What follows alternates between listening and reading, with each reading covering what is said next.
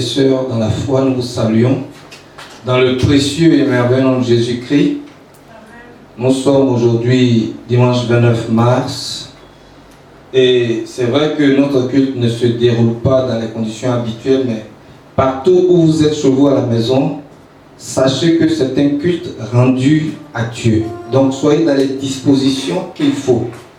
Dites aux enfants de rester tranquilles et vous-même, concentrez-vous, ayez l'esprit fixé sur le Seigneur parce que c'est un culte en bonne et due forme. Que Dieu vous bénisse.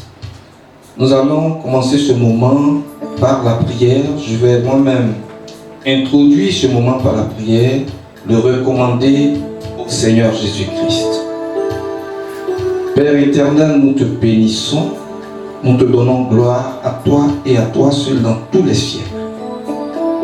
La situation telle que nous la vivons, nous croyons au Dieu que tu es au-dessus de cette situation et que Seigneur, déjà, tu as une solution, Dieu, pour nous tirer de là. Seigneur, pour ce culte, nous voulons nous recommander à toi, recommander toutes les familles, la communauté qui suivent en ce moment, oh Dieu, ce culte, pour que ton esprit, partout où il se trouve, les touche, leur parle, les dispose. Seigneur, tu as une parole pour nous aujourd'hui, donne-la, pour rassurer les uns et les autres, oh Dieu, pour nous redonner la confiance, oh Dieu, afin que nous continuions à te servir, car c'est là notre part, que la gloire et la louange te reviennent, parce que tu diriges chaque instant de ce moment, au nom puissant de Jésus-Christ. Amen. Amen. Que Dieu vraiment vous bénisse. Alors, ce jour est dédié à rendre culte à Dieu et nous allons commencer par louer ce Dieu. Nous allons commencer par lui apporter nos louanges ce matin avec notre sœur Madame Adama qui va nous conduire dans un temps de louange. Nous vous encourageons à chanter là où vous êtes avec elle. Alléluia. Bien-aimé, je veux te dire que le Seigneur t'aime. Je veux t'encourager à toujours espérer en lui. Si tu es découragé, mon frère, regarde à Jésus. Si tu es découragé à cause de cette situation, lève les yeux vers l'Éternel. Il ne t'a pas oublié, il t'aime encore. Amen. Est-ce que tu crois en cela? Si tu crois en cela, tu vas déjà commencer à bouger. À la gloire du Tout-Puissant, il ne t'a pas oublié. Alléluia. Amen.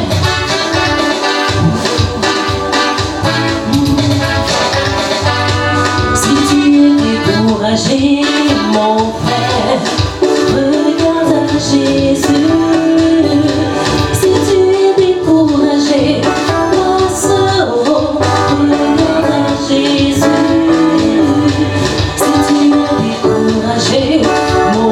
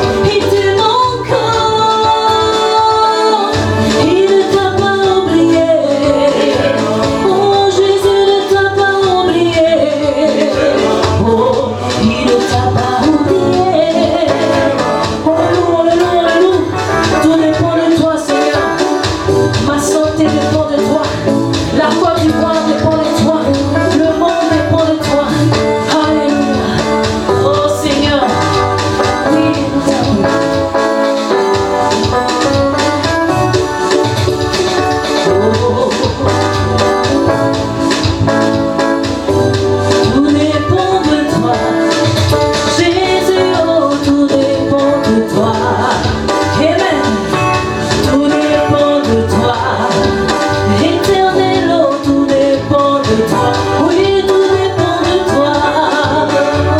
Oh, tout dépend de toi. Ma santé dépend de toi. Jésus, tout dépend de toi. Ma vie dépend de toi.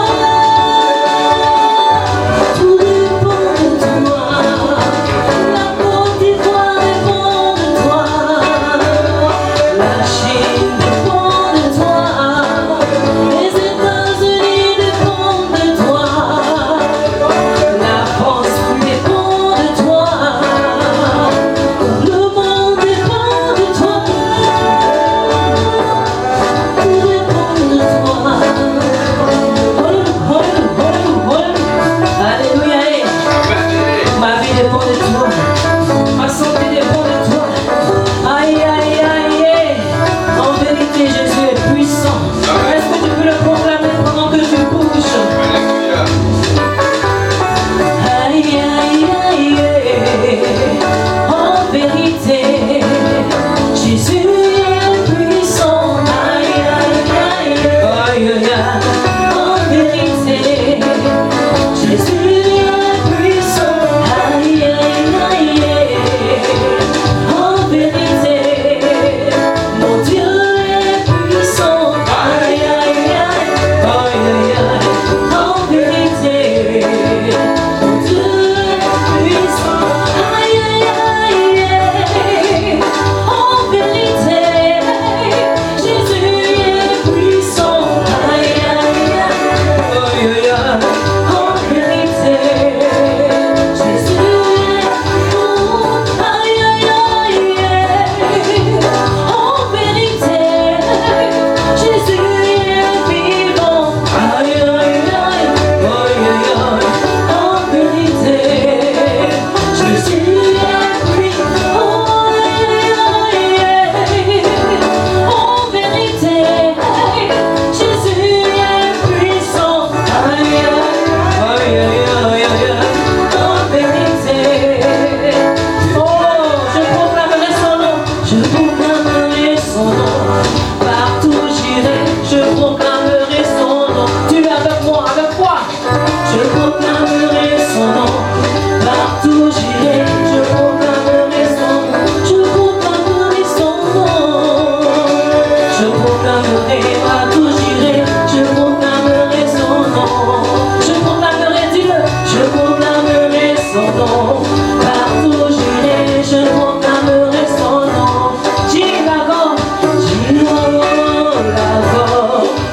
Lago, les Gio, Lago, les Gio, Lago, les Gio, oh, Lago, les Gio, oh, Lago, les Gio, oh, Lago,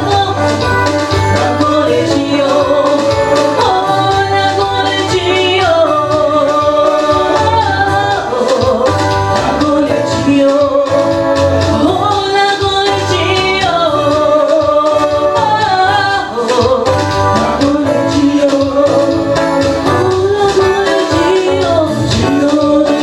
Lago, les Gio, oh, Lago, les Gio,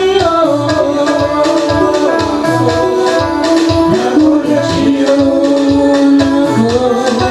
Sois béni mon frère. Amen, amen, amen, amen, amen. Sois béni ma soeur et mon frère, là où tu es. La Bible dit dans le psaume 150 au verset 1, louez l'Éternel, louez Dieu dans son sanctuaire, louez-le dans l'étendue où éclate sa puissance. Et sa puissance s'éclate sur toute la terre. Sa puissance éclate ce matin dans ta maison. Loue l'Éternel avec ta famille, donne-lui gloire. Mais il est bon aussi lorsque nous venons dans la présence d'un tel Dieu, grand par sa puissance et par ses œuvres. Il est bon que nous puissions reconnaître qui nous sommes, notre petitesse, dans l'humilité, demander pardon, là où nos vies ne sont pas conformes à ses attentes et à sa vie qu'il a déposée en nous.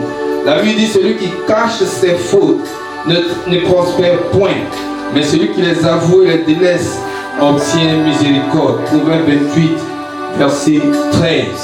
Nous allons passer un temps dans la confession, un temps pour demander au Seigneur de nous purifier selon la promesse qu'il a faite.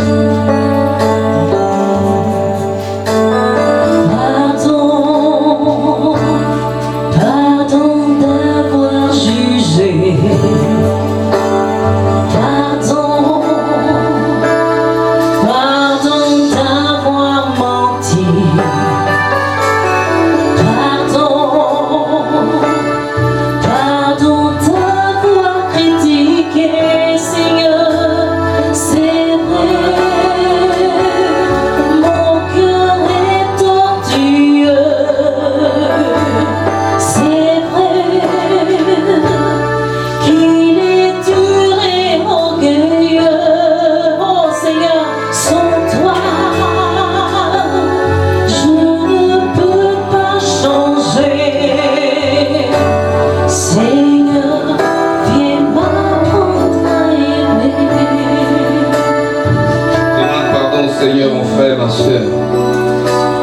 Demande-lui pardon pour toutes les fois où, pendant même cette période, on a manqué de confiance en lui. Ou alors, d'une façon ou d'une autre, la désobéissance s'est glissée. Peut-être qu'on s'est refroidi. On a considéré ce moment comme un temps où Dieu était en congé. Demande pardon pour ta froideur, pour la négligence qui s'est multipliée ces derniers temps. Demande pardon pour tout ce que tu as fait qui n'a pas honoré Dieu dans tes décisions depuis ces derniers temps. Demande au Seigneur de te pardonner et de renouveler tes forces. Prie le Seigneur.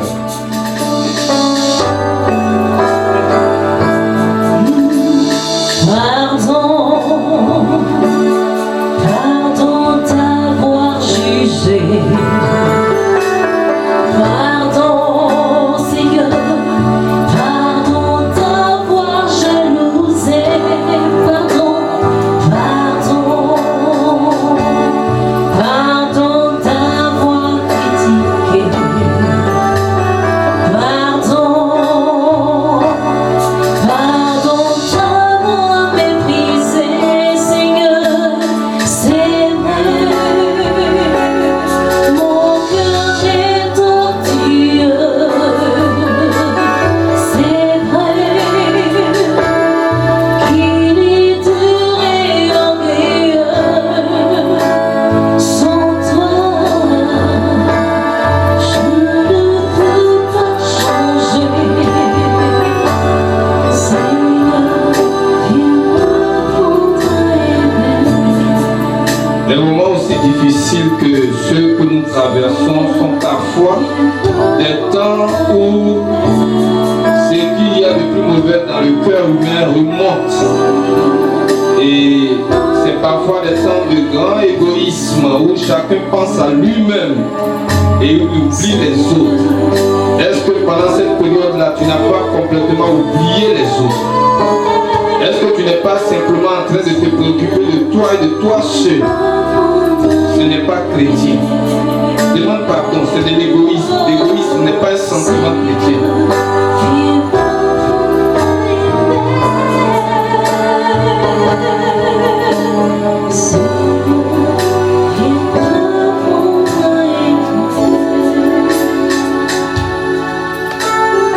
Selon la promesse que Dieu nous a faite, si nous nous approchons d'un cœur sincère, le sang de son Fils qui a été répandu pour nous nous couvre et nous purifie de tous nos péchés. Crois que ce matin, toi, ta famille qui est devant le Seigneur, avez été lavé complètement de vos péchés, selon sa promesse. Et ce Dieu-là, il est digne de notre adoration. C'est un Dieu saint. Il est digne de notre adoration. Le psaume 95 au verset 6 dit: venez, prosternons-nous et humilions-nous, fléchissons le genou devant l'Éternel notre Créateur. Le psaume 99 verset 5 ajoute: exaltez l'Éternel notre Dieu. Mon frère, ma soeur, exalte Dieu ce matin, adore-le, dis-lui que tu l'aimes. Dis-lui que tu l'aimes plus que ta propre vie, plus que tout ce qui compte à tes yeux. Tu aimes le Seigneur, dis-le lui. Adore Jésus-Christ ce matin.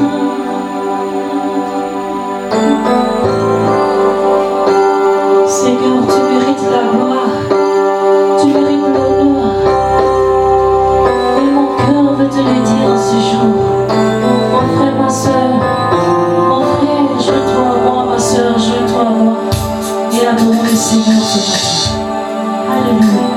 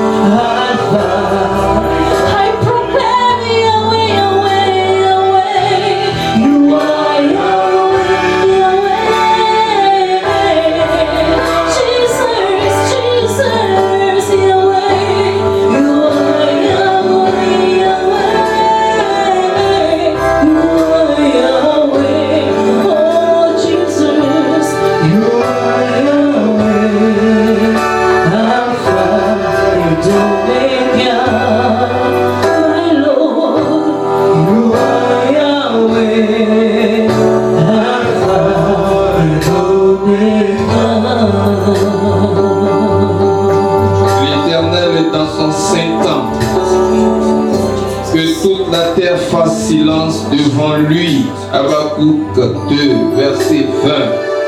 Il est digne dans tous les temps de notre adoration, de notre célébration. Il est digne que tout genou devant lui fléchisse et proclame qu'il est saint, qu'il est grand, qu'il est digne de célébration. Alors adore-le, adore Jésus-Christ. Répands ton cœur et ton âme devant lui ce matin. Ne t'étais pas, parle à Dieu. Adore-le, mon frère, ma soeur.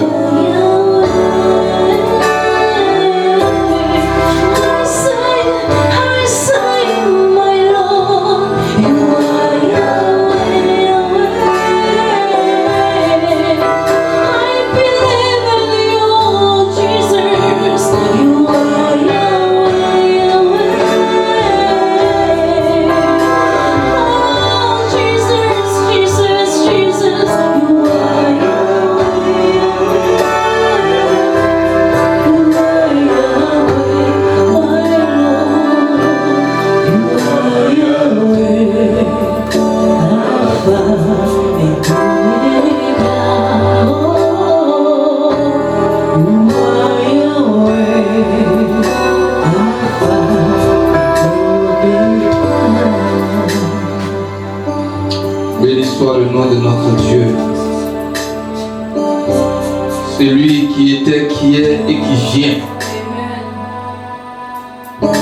C'est lui qui est seul digne, que la terre entière, que tout ce qui respire l'adore. Par sa parole, il a fait toutes choses et il les soutient par sa main puissante. C'est lui notre Dieu. C'est lui notre refuge. C'est lui notre appui. Il est notre tout. Notre espérance est en lui. Et nous nous humilions ce matin. Nous nous répandons devant lui. Afin de l'élever, lui donner la gloire à lui seul dans tous les siècles. Yahweh Jireh. Yahweh Rapha. Gloire et louange et célébration à toi dès maintenant. Au nom puissant de Jésus-Christ. Amen. Gloire soit à notre Dieu et à lui seul.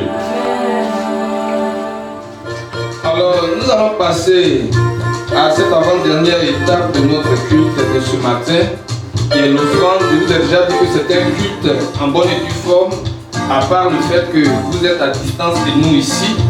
Donc, nous allons passer à l'offrande. Le temps où il faut apporter au Seigneur ce que nous avons mis à part pour lui. Le service de louange va nous accompagner. Apportez à l'Éternel vos dîmes, vos offrandes, vos merveilles. Apportez à l'Éternel vos dîmes, vos offrandes, vos messes. N'est-ce pas lui qu'appartiennent l'or et l'argent? N'est-ce pas lui qu'appartiennent l'or et l'argent? Donnez à César ce qui est à César, à Dieu ce qui est à Dieu. Donnez à César ce qui est à César, à Dieu ce qui est à Dieu. Donnez à César ce qui est à César, à Dieu ce qui est à Dieu. Alors, de là où vous êtes, vous pourrez faire vos offrandes à partir des numéros suivants. Le 04 34 85 54. Je répète, 04 34 85 54. Et le second numéro 01 06 76 65. 01 06 76 65. On n'a pas encore de numéro orange. On vous le communiquera ultérieurement. Que Dieu vous bénisse. Nous merci à notre frère. Notre frère, pardon, s'il te plaît, frère Madoché, tu vas revenir, tu vas prier pour les offrandes. Seigneur, nous voulons te dire merci pour cette grâce que tu nous accordes de pouvoir être rassemblés ce matin, Seigneur, devant toi. Nous prions pour te dire merci pour cette opportunité que tu nous donnes d'apporter dans ta maison. Nous prions que tu donnes la sagesse, l'intelligence dans la gestion de ce qui a été apporté. Et que ton nom soit glorifié au nom de Jésus que j'ai prié. Amen. Amen. Que Dieu vous bénisse. Merci mon frère.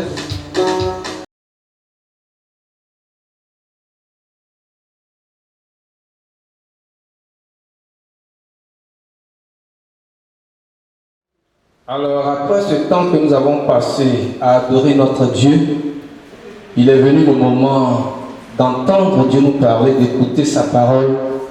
Avant de demander au pasteur Abbé de venir nous donner le message de ce matin, nous allons prier pour l'introduire. Seigneur, c'est à toi que nous voulons rendre gloire ce matin. Et c'est toi que nous voulons entendre nous donner les instructions au-delà de ce que les hommes disent ici et là. Par ton serviteur, instruis-nous, donne-nous les directives au nom puissant de Jésus-Christ. Amen. Merci beaucoup, pasteur V. Merci à chacun d'entre vous. C'est que vous êtes dans vos différentes maisons, réparties dans la commune de Cocody, peut-être au-delà.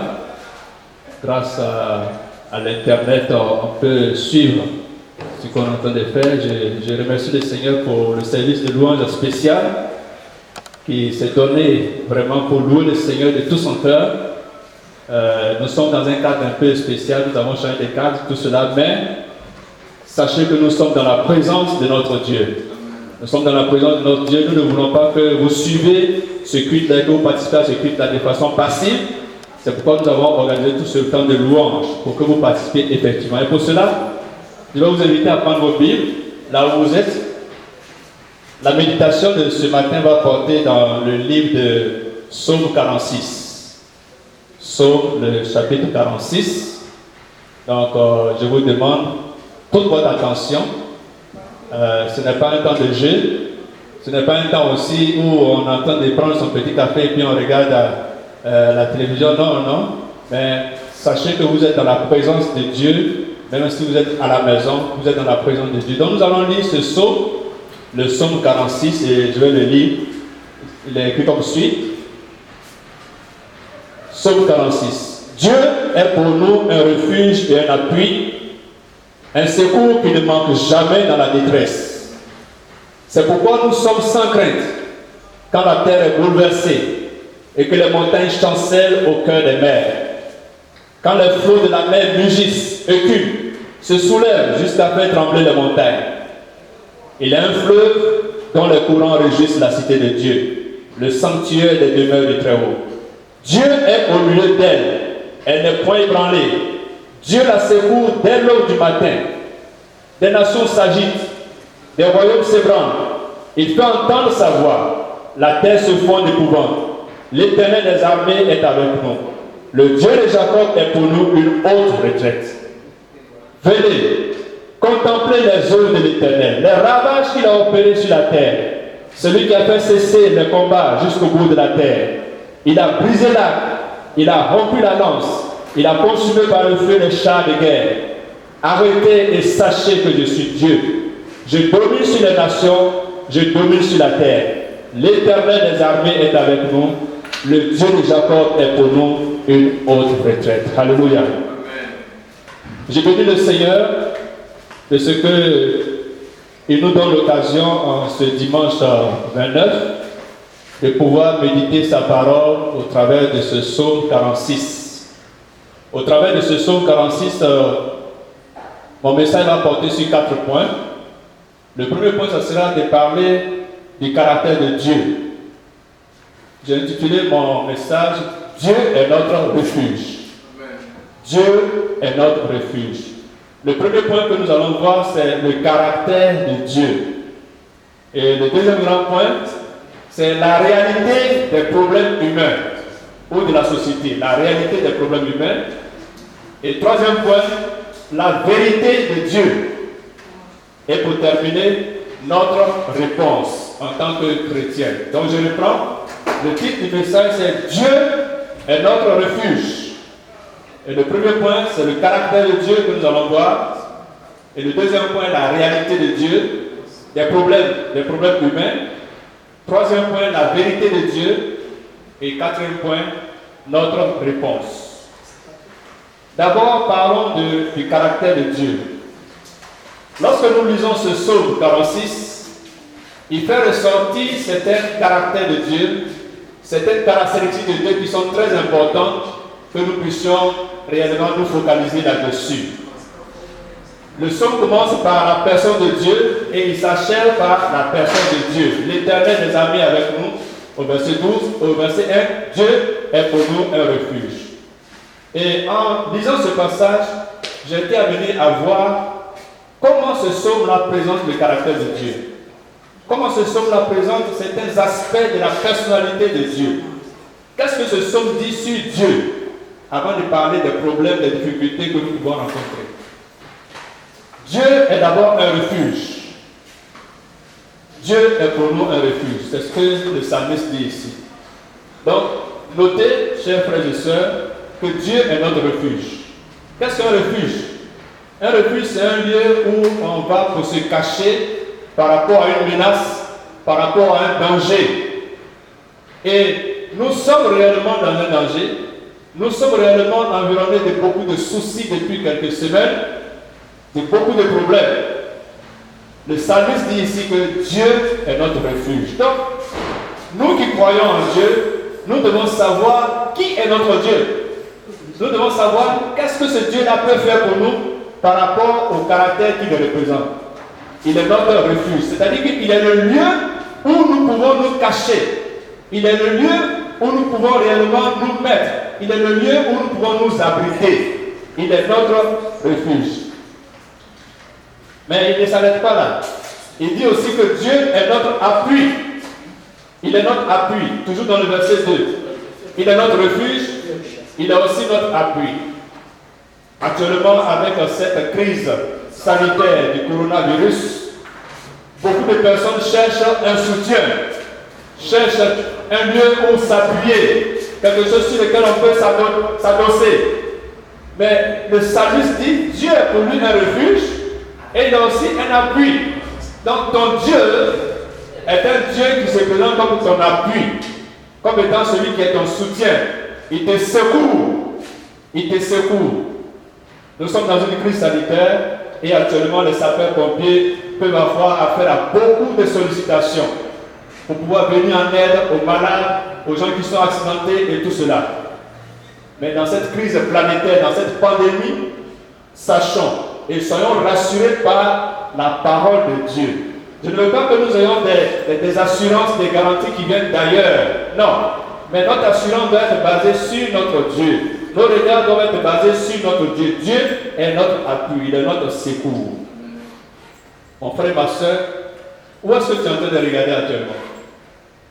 Par rapport à cette crise, par rapport à cette tourmente, est-ce que ton secours est ailleurs? Est-ce que ton secours est dans quelqu'un d'autre? Est-ce que ton secours est dans tes richesses? Non, cela ne doit pas être le cas. Dieu est notre secours. Il est notre soutien.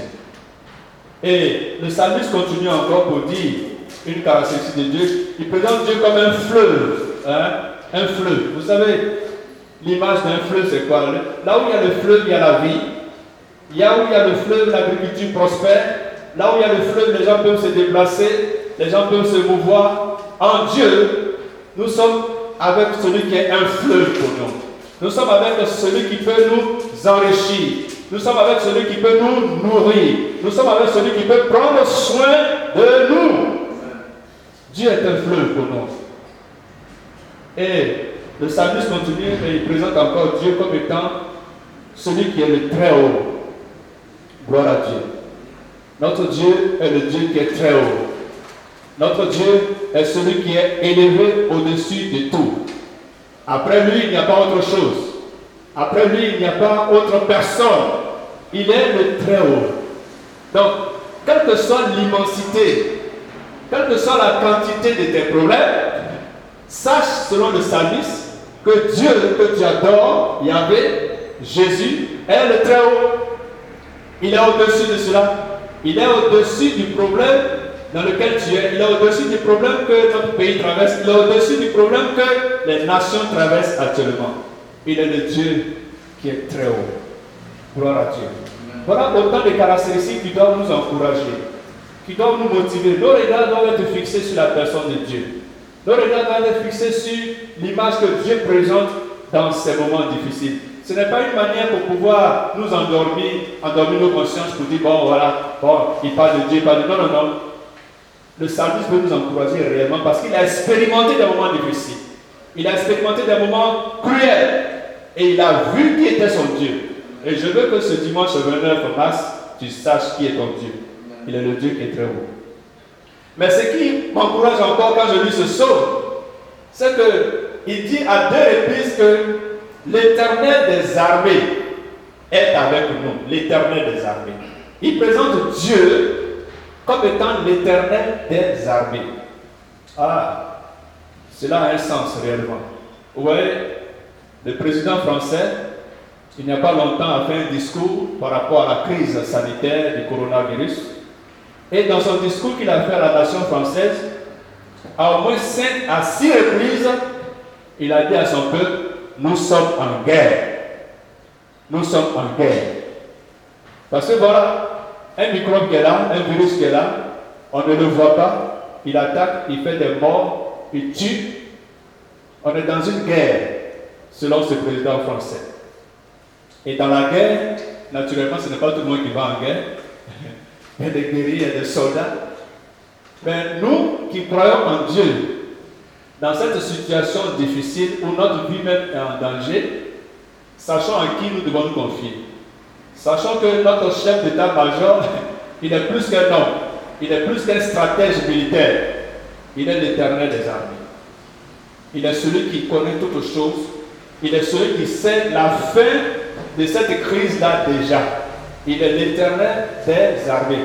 Donc par rapport à ce que le président français a dit que nous sommes dans une guerre, si cela est une réalité, à cause des difficultés que nous rencontrons, à cause de la cruauté des morts que nous voyons, tout cela, nous devons savoir, frères et sœurs, que l'Éternel est l'Éternel des armées. C'est-à-dire qu'il combat pour nous. Il est prêt à combattre pour nous et il nous soutient. Et une autre caractéristique encore, il a dit ici, dans ce psaume-là, que l'Éternel domine sur les nations. Il domine sur la terre, il domine sur les nations. Chers frères, quand nous traversons de tels moments difficiles, de tels moments éprouvants, nous perdons de vue qui est notre Dieu. Nous perdons de vue notre Dieu. Nous pensons que Dieu nous a oubliés. On a comme l'impression que Dieu ne contrôle pas l'univers. Il laisse les choses partir, de mal en pire. Quelque chose qui a commencé en Chine, ça se répand dans le monde entier comme vraiment quelque chose de si facile. Mais sachons la foi que Dieu veut nous communiquer au travers de ce passage, qu'il domine sur les nations. Dieu a un plan pour ces nations qui sont en train de traverser des problèmes. Il n'a pas les bras croisés pour savoir, bon, peut-être un magicien va trouver une solution, ou bien un médecin va trouver une solution. Même si cela est le cas, c'est lui qui va inspirer la solution. Alléluia. Donc Dieu est celui qui domine sur les nations. Actuellement, les nations se regroupent. Il y a quelques 2 jours, 20 nations, les 20 nations les plus importantes, les plus puissantes de ce monde se sont rencontrées. Non pas comme elles faisaient auparavant, dans un pays, mais au travers d'une vidéoconférence pour savoir, vraiment, le monde est en train de connaître des problèmes. Les Français sont de leur côté, les Américains sont de leur côté, les Arabes sont de leur côté, les Russes sont de leur côté. Au travers de la vidéo, ils échangent les solutions, ils partagent les solutions. Qu'est-ce qu'on peut faire? Et ils ont décidé, à cause du fait que cette maladie va avoir un impact grave sur l'économie, de débloquer des milliards. Mais sachons que ce n'est pas l'argent qui va solutionner le problème actuellement. Ça peut aider, mais notre Dieu est celui qui domine sur les nations. Il est celui qui est au-dessus de ces présidents-là, qui sont troublés, qui ne savent pas réellement à quel sein se vouer. Voilà donc certaines caractéristiques de Dieu que nous devons réellement présenter au Seigneur dans un esprit d'adoration, dans un esprit de louange, dans un esprit de confiance. Que notre Dieu est fiable, notre Dieu est digne de confiance, il est grand. Nous devons proclamer ses attributs. La Bible dit dans Psaume 34, verset 6, quand on lève les regards vers le Seigneur, on est rayonnant de joie. Quand on lève les regards vers le Seigneur, on est rayonnant de joie. Cela est très important. Psaume 34, verset 6. Nous ne devons pas remplir nos pensées, notre cœur, de la nature des choses qui ne glorifient pas Dieu, mais au contraire remplir notre cœur et nos pensées des caractéristiques de Dieu. Essayez et vous verrez que réellement, lorsque vous commencerez à adorer le Seigneur, à le magnifier tel qu'il est, pas que les problèmes vont disparaître, mais Dieu va vous donner la force nécessaire de pouvoir le surmonter. Alléluia. Magnifiez le Seigneur et vous verrez sa gloire. Voilà donc le premier point que je devais partager avec vous. Le caractère de Dieu. Et ce caractère se présente de plusieurs manières pour montrer que Dieu est fiable, il est digne de notre confiance. La deuxième chose que j'aimerais partager, c'est la réalité des problèmes humains. Celui qui a écrit ce psaume 46, il a dit que ce sont les fils de Corée. Ce n'étaient pas des gens qui ignoraient leurs problèmes.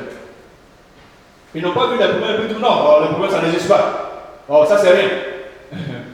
Je me rappelle à un collègue dans notre ministère, à chaque fois qu'il dit qu'il n'y a pas de problème, c'est là même qu'il y a problème. Il est là comme ça. On dit qu'il y a une difficulté. Non, il n'y a pas de problème, il n'y a pas de problème. Non, non. Et quand il dit ça, il faut s'assurer que c'est là même que le problème va s'aggraver. La réalité des problèmes humains. Nous ne devons pas jouer à la politique de l'autruche. Il semble que cet animal-là, c'est grand oiseau, lorsqu'il voit un danger, il prend sa tête et puis il met sa tête dans un trou là-bas. C'est sa manière pour lui de se protéger. Non, on ne doit pas faire la politique de l'autruche. Ce n'est pas une manière de pouvoir nous protéger. Nous devons comprendre qu'il y a des problèmes qui sont réels. Il y a des problèmes qui sont vrais. Il y a des problèmes auxquels nous sommes confrontés. Et par rapport à cette situation, on ne doit pas jouer à des gens qui ont une foi mystérieuse, une foi, je ne sais pas quoi, qui n'a rien à voir avec la réalité. Non, nous devons être réalistes. Regardez au psaume au verset 3, il dit, c'est pourquoi nous sommes sans crainte car la terre est bouleversée. Donc le psalmiste sait que la terre est bouleversée. Il sait que la terre est bouleversée. Il sait que les montagnes vont chanceler. Il sait que les flots de la mer mugissent. Il sait cela.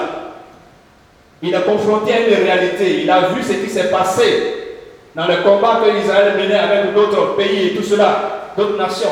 Il a vu cela. Il a vu ces problèmes qui étaient réels. Je me rappelle un jour, lors de l'anniversaire des 40 ans d'indépendance du Ghana, nous étions allés au Ghana pour pouvoir prêcher, évangéliser pendant l'anniversaire des 40 ans de ce pays-là. Et un jour comme ça, pendant cette semaine-là, de l'anniversaire des 40 ans du Ghana, on était dans un centre d'accueil, on se reposait entre midi et 2, et brusquement, à Accra, la ville a tremblé, le sol a tremblé. Et nous qui étions dans cette chambre, on a vu les vitres de la chambre en train de trembler un coup. Il y a eu même quelque chose qui s'est cassé. Et après, on s'est dit, mais qu'est-ce qui s'est passé? Et c'est plus tard, nous avons appris, non, c'était un petit tremblement de terre. Une petite secousse. Le psalmiste dit ici que la terre tremble. C'est-à-dire qu'il réalise qu'il y a quelque chose qui se passe. Il réalise qu'il y a des événements qui se passent. Il n'est pas inconscient de cela. Malgré sa foi en Dieu, il réalise cela. Les nations s'agitent. Les nations sont en train de s'agiter actuellement. On ne sait plus à quel sens se vouer. En Europe, l'Union européenne, ils disent qu'ils sont dans une union. Mais il y a d'autres pays qui sont en train de souffrir, qui sont en train de mourir. Il y a d'autres nations qui ont le moyen de pouvoir les aider, mais dire, ah, non, on va aider nos frères d'abord. Parce que ce que nous avons ici, ce n'est pas suffisant pour pouvoir aider d'autres pays. Et ils ont trouvé que vraiment, ils ne sont pas solidaires les uns envers les autres. Ils sont en train de s'agiter, les royaumes sont en train de s'ébranler. Pourquoi? Parce qu'ils n'ont pas Dieu en leur sein. Ils n'ont pas Dieu en leur sein. Nous, en tant que chrétiens, est-ce que nous sommes en train de trembler comme le monde est en train de trembler? Est-ce que nous sommes en train d'avoir peur comme le monde est en train d'avoir peur? C'est vrai, cette maladie est très grave. Elle est très grave. Dans l'histoire de l'humanité, il semble qu'il y a 100 ans, il y a eu quelque chose de semblable dans le monde entier qu'on appelait la grippe espagnole. Et ça a tué plus de, je pense que c'est 5 millions, 10 millions de personnes dans le monde entier. Et on a appelé grippe espagnole juste parce que c'est les Espagnols qui ont fait la comptabilité de leurs morts. Mais ça a commencé réellement depuis les États-Unis avec la Deuxième Guerre mondiale, les États-Unis, et ça s'est répandu jusqu'en Europe et dans le monde entier. Pour dire quoi? Que ça crée de la peur. On voit les gens mourir. Et dans notre pays ici, les statistiques nous disent souvent qu'il n'y a pas de mort jusqu'à ce jour. Tantôt on nous dit qu'il y a un mort, on ne sait plus. Mais, frères et sœurs, nous ne devons pas nous laisser envahir par la peur. Nous ne devons pas nous laisser gagner, nous laisser aveugler par la souffrance que nous voyons actuellement. Il ne faut pas que la peur nous domine, bien que la réalité soit réellement que nous sommes en train de passer par des moments difficiles. Il y a tellement d'informations pénibles sur le coronavirus que les chrétiens, dès qu'ils reçoivent une information quelque part, paf, ils la balancent à d'autres personnes. Ils disent, ah, ça chauffe, hein? Ça va pas, hein? Donc souvent on est en train de parler un langage de désespoir. Un langage vraiment des gens qui sont peureux. Or, c'est nous qui sommes sel et lumière. C'est nous qui devons apporter la lumière. Oui, le combat est réel, les problèmes sont réels, cette maladie est réelle, elle fait beaucoup de mal. Nous voyons la réalité, nous devons être conscients de cette réalité-là. Mais nous ne devons pas être paniqués. Nous ne devons pas être déboussolés. Non, nous devons garder notre calme. Gloire à Dieu. Le troisième point que j'aimerais partager au travers de ce psaume, après avoir parlé du caractère de Dieu, pour dire que Dieu est un Dieu qui est fiable, dans lequel nous devons nous confier, nous devons mettre toute notre confiance en lui. Après avoir vu la réalité des problèmes, pour dire que en tant que chrétien, quel que soit notre degré de spiritualité, quel que soit notre degré de connaissance de Dieu, quels que soient nos titres religieux, nous n'ignorons pas les problèmes qui sont là, mais nous n'allons pas nous laisser envahir par ces problèmes-là. Troisième point que j'aimerais partager, avant dernier point pour voir notre réponse, c'est la vérité de Dieu face aux problèmes humains. La vérité de Dieu. Le psaume 46, verset 8 dit ceci: L'Éternel des armées est avec nous. Le Dieu de Jacob est pour nous une autre retraite. Et le verset 12, l'Éternel des armées est avec nous, le Dieu de Jacob est pour nous une autre retraite. À deux reprises, le psalmiste répète que Dieu est avec eux, que Dieu est avec le peuple d'Israël. Il a expérimenté ce qui s'est passé. Il a vu ce qui s'est passé dans le combat qu'Israël a mené avec les autres nations. Et il a réalisé que Dieu est avec nous. Ça, c'est la vérité de Dieu. Alléluia. Devant la réalité que le monde présente, devant la réalité de notre entourage, de notre pays actuellement, avec ces gens qui sont de plus en plus contaminés et nous qui sommes de plus en plus menacés par ces contaminations, nous devons savoir quelle est la vérité de Dieu. Gloire à Dieu. Tu dois savoir quelle est la vérité de Dieu. Et le psalmiste dit ici que l'Éternel des armées est avec nous. Alléluia. Dieu est avec nous. C'est ça qui est la vérité. Si dans un combat, tu n'as pas des alliés qui peuvent te soutenir, tu es vraiment en danger. Tu es en danger. Mais Dieu est avec nous pour montrer que Dieu ne nous regarde pas de loin pour dire, bon, il n'a qu'à se débrouiller. Il n'a qu'à essayer de faire ce qu'il peut. On va voir après. Non, non, non.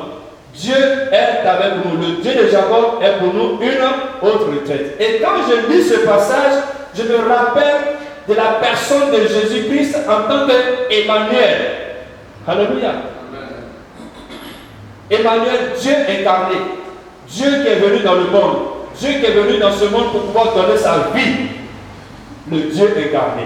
Emmanuel, il est avec nous. La présence de Dieu est notre garantie. Dans les problèmes, dans les difficultés, Dieu est avec nous. Vous vous rappelez les amis de Daniel, dans cette nation de Babylone, lorsqu'on les a jetés dans la fournaise. Ils étaient 3. Mais les gens ont vu qu'il y avait une 4e personne qui était obligée là-bas. Alléluia. Alléluia. Ils étaient dans le feu. Mais on ne voyait pas 3 personnes, on voyait 4 personnes. Parce que Dieu était avec eux, ils pouvaient traverser, ils pouvaient rester dans le feu. Je ne dis pas que nous devons faire tout pour pouvoir attraper la maladie, parce que Dieu sera avec nous. Je veux nous encourager pour que nous comprenions au travers de ces problèmes que Dieu ne nous abandonne pas, il ne fuit pas. Ne dis pas, ah vraiment, la situation est difficile, attends, je vais essayer de me retirer quelque part. Non. Pour qu'on puisse l'appeler au secours, non. Dieu, par sa présence, nous garantit de notre soutien. Alléluia. Actuellement, tous ceux qui ont assurance santé et tout ça, ça ne vaut rien. Ça vaut seulement en titre de ce que c'est assurance santé, mais ça ne veut pas donner la santé à quelqu'un actuellement. Je ne dis pas d'arrêter vos assurances santé, il faut continuer de le faire. Et si vous voulez même, donnez-moi pour vous. Mais ce que je veux dire, c'est que l'assurance santé, qu'on appelle assurance vie, et tout cela, actuellement avec le coronavirus, ça ne vaut rien. Ni aux États-Unis, ni en France, ni en Arabie Saoudite, encore moins en Afrique où on ne sait pas si on a des hôpitaux. Notre assurance, c'est que Dieu est avec nous. Aucune assurance maladie ne peut nous sauver du Covid-19. Aucune. Seule l'assurance de la présence de Dieu dans notre cœur, en notre sein, donne la paix. Nous avons une telle paix que malgré la gravité de la situation, nous pouvons parler aux païens un message d'espoir. Nous pouvons leur communiquer un message d'espoir parce que Dieu est avec nous. Nous n'avons pas peur de dire, nous n'avons pas dit comme les autres, oui, ah, corona, virus est venu, mais corona, virus est venu, donc on est morts nous tous. Non, non. Non, on n'est pas morts nous tous. Dieu est avec nous. Alléluia. Nous ne devons pas donner aussi un faux espoir aux gens. Pour dire, bah ouais, ceux qui ont la maladie, la parole, non, ne dis pas, ça a fui. Non, non, c'est pas ça. On n'est pas là pour blaguer les gens. Non, non, non. On est là pour parler, et je suis là pour parler aux chrétiens qui croient réellement en Jésus-Christ. Je suis là pour parler à cette église de Cocody avec ses ânesses pour dire que la vérité de Dieu dans cette situation, c'est que Dieu est avec nous. Et il faut avoir cette assurance. Pour terminer, notre réponse au travers de tout ce qui se passe. Le verset 9, le psalmiste dit ceci: venez contempler les œuvres de l'Éternel. Et le verset 11, arrêtez et sachez que je suis Dieu, j'ai domine sur les nations, j'ai domine sur la terre. Arrêtez et sachez. Alléluia. Le monde est troublé. Le monde est troublé. On a besoin de s'arrêter. On a besoin de s'arrêter et de considérer les voies de Dieu. On a besoin de s'arrêter et de réfléchir. On a besoin de s'arrêter et de penser réellement profondément à Dieu. Il ne s'agit pas de façon passive de s'arrêter pour dire, bon, comme on a dit, il n'y a pas de travail, donc j'arrête comme cela. Non. Mais notre arrêt nous permet de réfléchir davantage sur notre communion avec Dieu. Ça nous permet de nous plonger davantage dans le ministère que Dieu veut que nous fassions pour qu'il y ait une action qui change, qui fait changer les choses. Qu'est-ce que nous pouvons faire quand nous nous arrêtons? Nous réalisons qui est notre Dieu. Nous nous faisons confiance dans la prière. Nous intercédons. Nous prions réellement le Seigneur. Nous lui faisons confiance pour dire qu'il est au-dessus de tout. Alléluia. Nous nous arrêtons. Peut-être que nous n'avions pas eu suffisamment de temps de prière. Maintenant, pour les fonctionnaires, on a dit d'arrêter le travail à 14 heures. Donc, ils ont le temps d'aller vite à la maison. Ils ont suffisamment de temps pour passer avec leur famille. Mais nous qui sommes chrétiens, nous faisons plus que cela. Nous passons plus de temps dans la prière. Nous ne passons pas plus de temps devant la télévision pour regarder tout le programme. Nous ne passons pas le temps devant la télévision pour regarder tous les films. Non. Nous sommes là, nous regardons ce qui est utile et nous nous confions au Seigneur dans la prière pour que son action seule puisse se faire. Mais nous nous arrêtons aussi pour voir comment par notre témoignage chrétien nous pouvons influencer et impacter notre environnement. Je regardais à la télévision il n'y a pas longtemps, avant-hier, je voyais quelqu'un dans un pays, je pense en Tunisie, qui malgré cette affaire de coronavirus, il a décidé de pouvoir rassembler de la nourriture et de la porter à des familles qui sont très pauvres dans son environnement. Alléluia. Ce n'est pas un chrétien. Il est de l'autre bord. Mais il a décidé, malgré le coronavirus, d'acheter de la nourriture et d'apporter à ceux qui sont les plus nécessités dans son quartier où il habite. Arrêtez les sachets. Arrêtez pour voir qui est Dieu et qu'est-ce qu'il veut que vous fassiez. En tant que chrétien, qu'est-ce que Dieu veut que tu fasses? Peut-être que tu as fait beaucoup de réserves déjà d'alimentation, ce qui est bien. Mais dans ton église, il y a les veuves, il y a les orphelins, il y a même des veuves. Qu'est-ce que tu peux faire pour eux? Tu connais la situation de ce frère, de cette soeur. Tu as déjà fait ta réserve. Tu as déjà rempli ton grenier. Qu'est-ce que tu peux faire pour l'autre? Est-ce que tu es disposé pour dire, bon, je vais apporter quelque chose à ce frère, à cette soeur? Et même dans mon entourage, il y a quelqu'un qui manque de la nourriture. Est-ce que je peux lui apporter quelque chose? C'est ça, s'arrêter. Dans la présence de Dieu. Parce que cette présence de Dieu n'est pas une présence passive, c'est une présence active. Gloire à Dieu. Amen. Soyons prêts à aider. C'est en cela que nous allons mettre le royaume de Dieu à la première place. Afin que Dieu puisse, au travers de nous, montrer quelque chose de différent à ce monde dans lequel nous sommes. Chers frères et sœurs, je vous encourage à relire encore ce psaume 46. Je vais m'arrêter là et prier pour que le Seigneur nous aide, afin que nous concentrions nos pensées dans ces moments difficiles, sans minimiser la réalité, mais nous confier au maximum et pleinement à notre Dieu. Parce que lui seul a la solution à tous ces problèmes que nous traversons. Notre Dieu et notre Père, je bénis ton nom à cause de Jésus. Merci pour ta parole. J'ai essayé de la communiquer, Seigneur mon Dieu, faiblement. Mais je prie que ton esprit imprime les vérités de cette parole dans les cœurs de tes enfants, qui écoutent, même dans leur maison, sur les lieux de travail actuellement. Seigneur, je prie que cette parole les touche et que tu nous aides tous, comme le psalmiste a dit, Seigneur, avec les fils de Corée, l'Éternel est notre refuge. Tu es notre secours, tu es notre abri, tu es notre soutien. Nous ne manquerons de rien. Merci infiniment de soutenir ces frères et sœurs de cette communauté, même au-delà, et de nous donner d'expérimenter ta présence. Comme le chant le dit, ta présence me fait du bien. Que ta présence, Emmanuel, nous fasse du bien dans ces moments difficiles. Sois loué à cause de Jésus. Amen. Amen. Amen. Nous avons fini aussi notre message. Je ne sais pas si j'ai laissé la parole au pasteur V. On l'a fait. Gloire à Jésus-Christ. J'ai envie de dire waouh, parce que c'est un message puissant vraiment. Si tu as disposé ton cœur, c'est sûr que le Saint-Esprit, par ce message, a dû t'interpeller quelque part.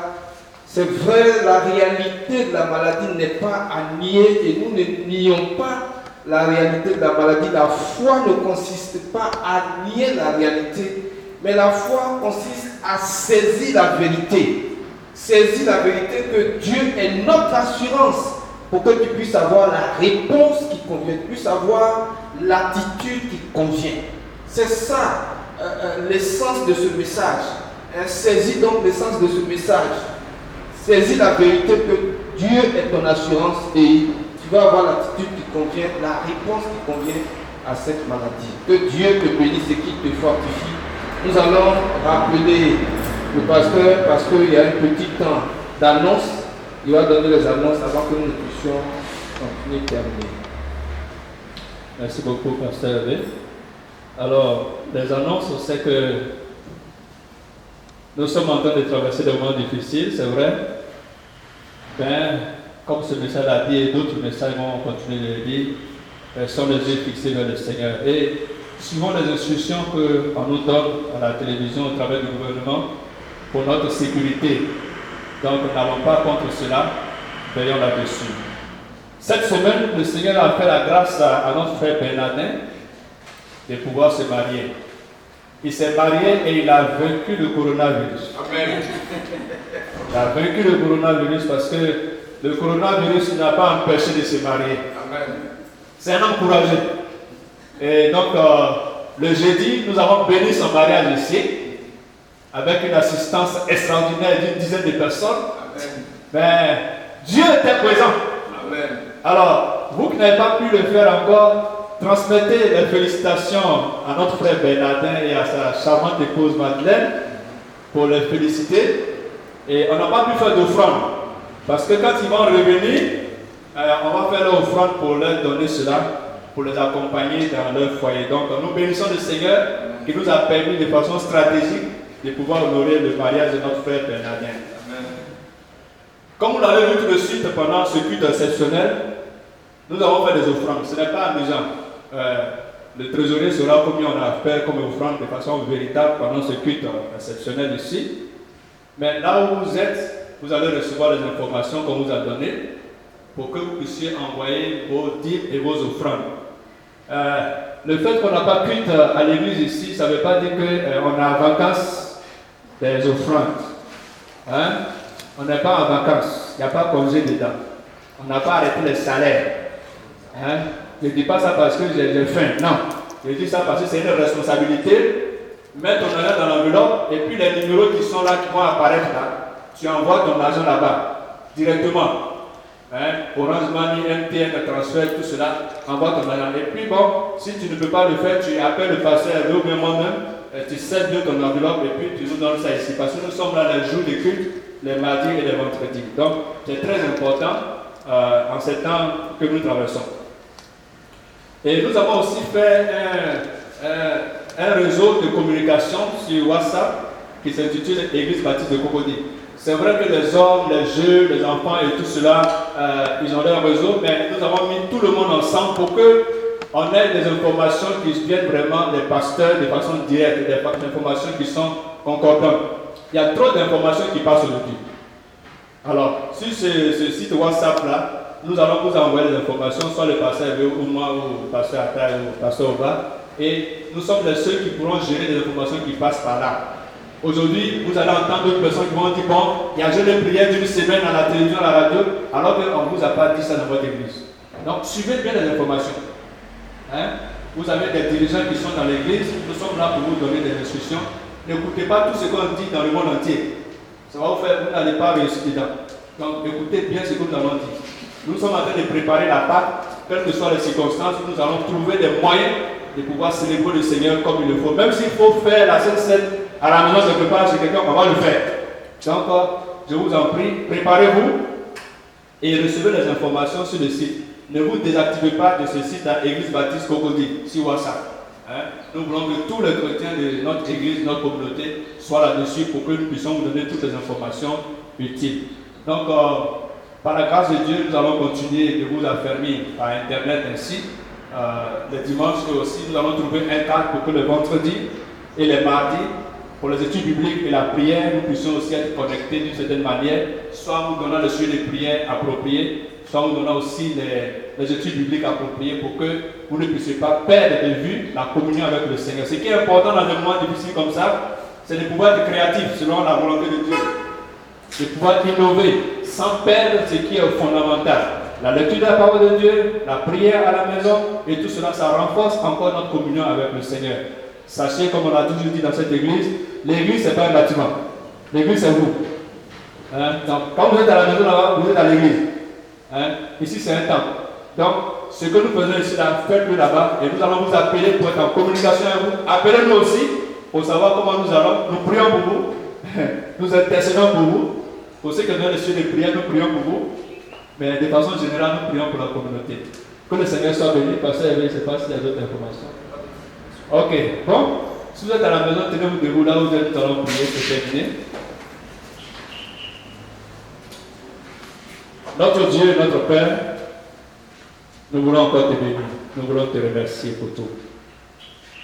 Merci de ce que, malgré les difficultés, tu nous permets d'être présents, Seigneur, attentifs à ces moments, pour t'écouter, et même pour communier en esprit avec les uns et les autres, Seigneur. Je prie pour que tes enfants soient sous ta protection, qu'ils expérimentent ta présence, Seigneur, quelles que soient les difficultés. Merci de tout cœur, et donne la sagesse à ceux qui peuvent réfléchir sur des solutions médicales pour ce problème-là, de trouver la solution. Seigneur, donne-nous en tant qu'Église, en tant que chrétiens, à pouvoir témoigner que nous sommes sel et lumière dans ces moments ténébreux. Que notre lumière luise et que notre présence donne du goût aux uns et aux autres. Merci pour ta grâce et ta bonté. Au nom de Jésus, notre Seigneur Sauveur. Amen. Amen. Que le Seigneur nous bénisse. Amen. Amen.